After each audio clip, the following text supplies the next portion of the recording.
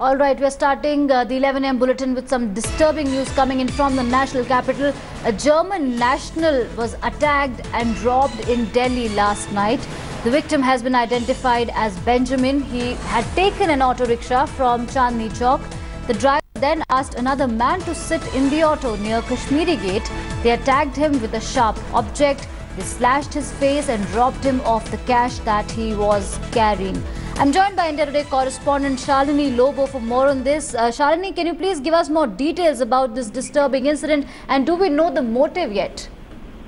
Well, Archana, the motive looks like plain theft as of now. This incident took place around 11 p.m. last night when the victim, Benjamin, a person of German nationality, was taking an auto rickshaw from Chandni Chowk to Kashmiri Gate, as you said earlier.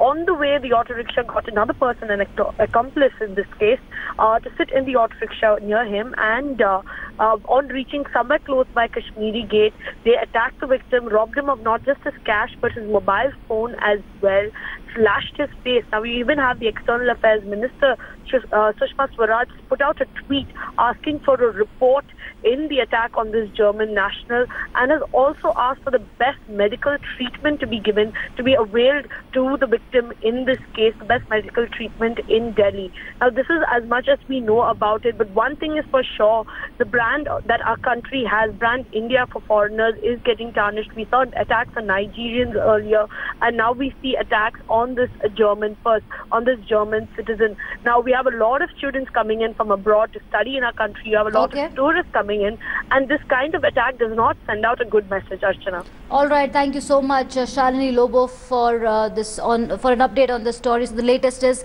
that External Affairs Minister Sushma Swaraj has asked for a report on this attack.